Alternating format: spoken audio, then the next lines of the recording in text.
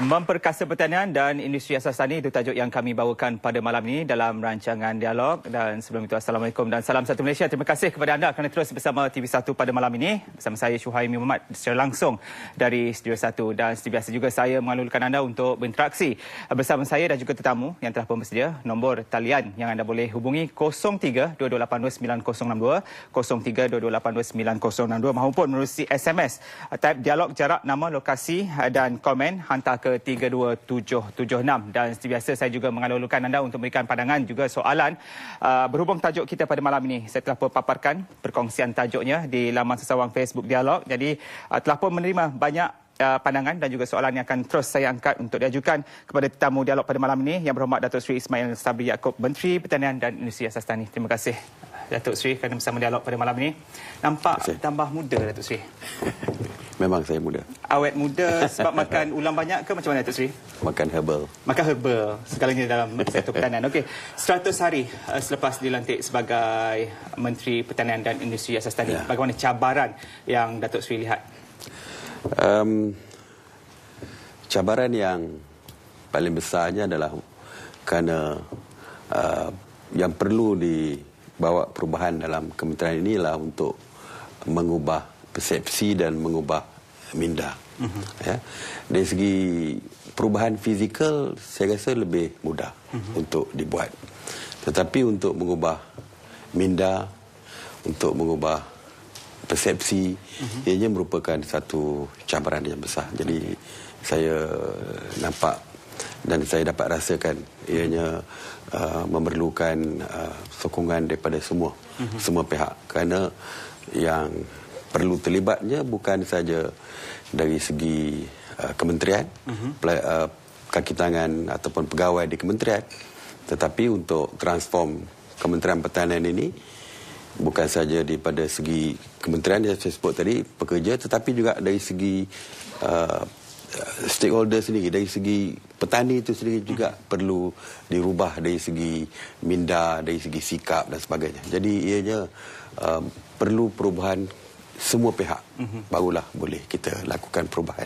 Transformasi yang bagaimana Datuk Seri? Sebab setiap kali pertukaran menteri-menteri di bawah Kementerian Pertanian, malah di kementerian lain juga membawa misinya tersendiri, mahukan satu transformasi. Tapi bagi Datuk Seri sendiri, transformasi yang bagaimana yang ingin dibawakan?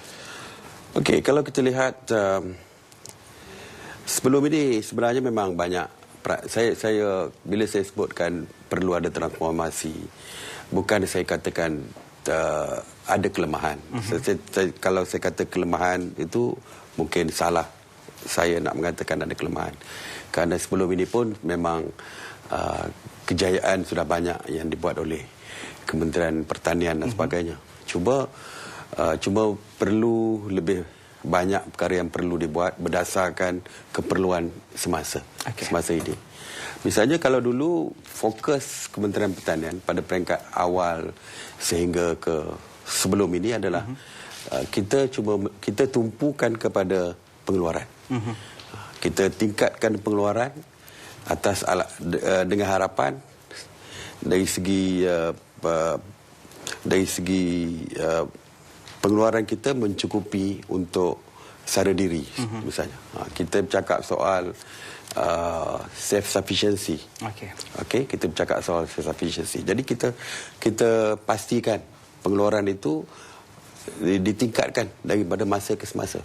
Okey. Tapi dalam masa yang sama saya melihat bahawa walaupun cukup ataupun walaupun kita mempunyai makanan mencukupi misalnya, tapi tidak cukup setakat itu.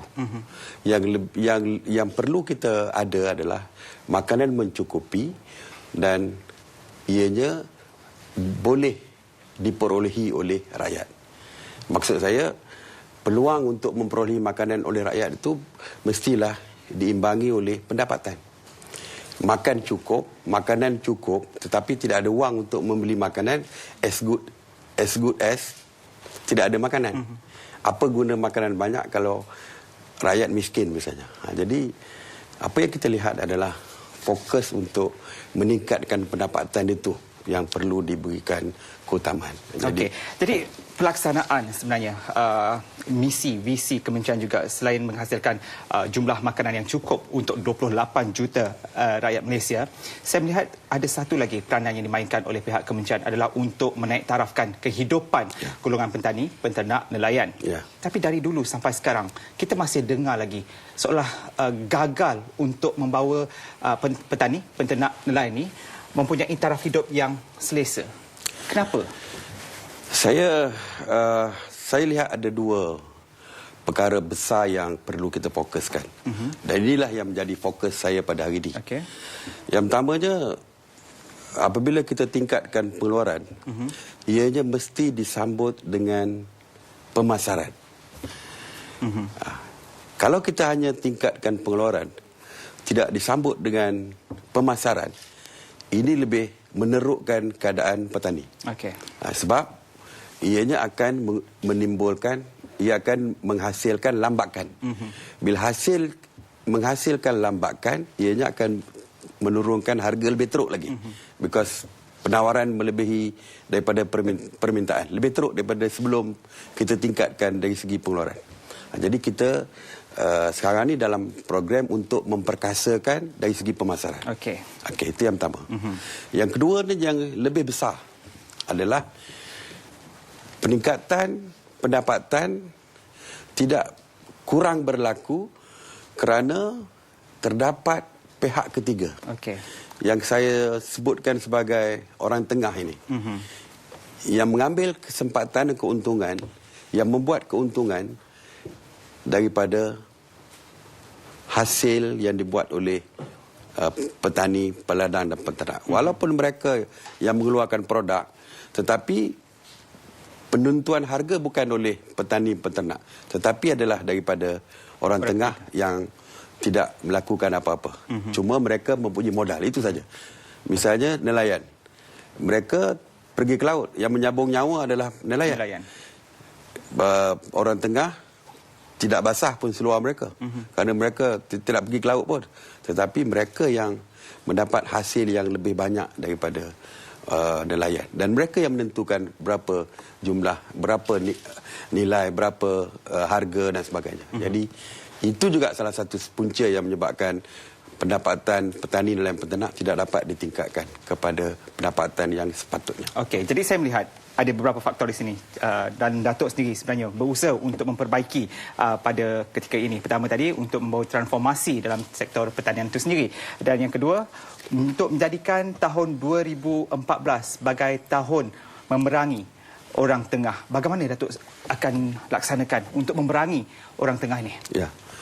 Seperti kita tahu, orang tengah itu akan mengambil kesempatan kalau banyak tiers dia ataupun tingkat-tingkat dia sebelum sampai ke pengguna.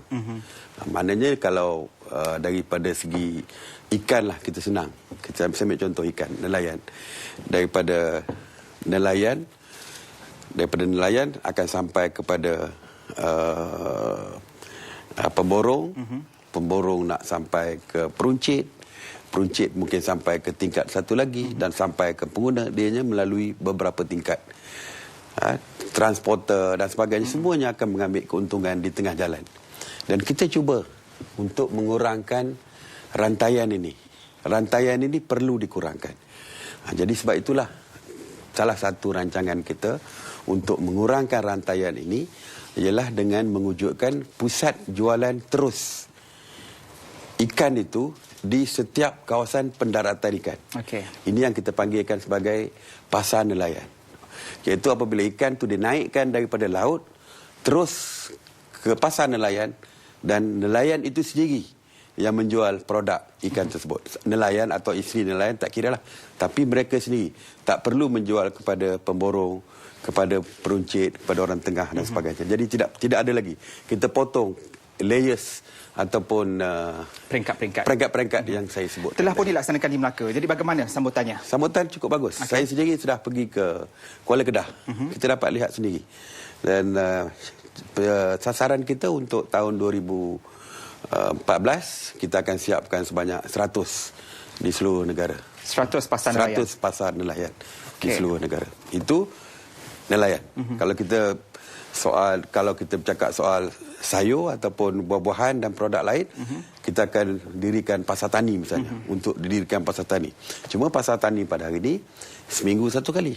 Jadi kalau seminggu satu kali, peluang dia untuk berniaga untuk seminggu satu kali. Jadi kita akan tukarkan pasar tani daripada seminggu sekali akan menjadi pasar tani harian. Setiap hari. Dan dalam masa yang sama juga kita akan perbanyakkan pasar tani. Sekarang ni ada 500 dan kita akan tambah menjadi 1,000 pasar tani di seluruh negara supaya hasil produk daripada petani akan direct terus boleh dibawa ke pasar tani supaya mereka terus boleh berniaga tanpa melalui orang tengah. Itu yang pertama. Tapi mesti ada persoalan. Bagaimana dengan nelayan ataupun petani yang mempunyai barangan yang volumenya kecil. Tak mungkin mereka nak bawa ke pasar tani. Dari segi ekonomiknya tak ekonomik kalau volumenya kecil.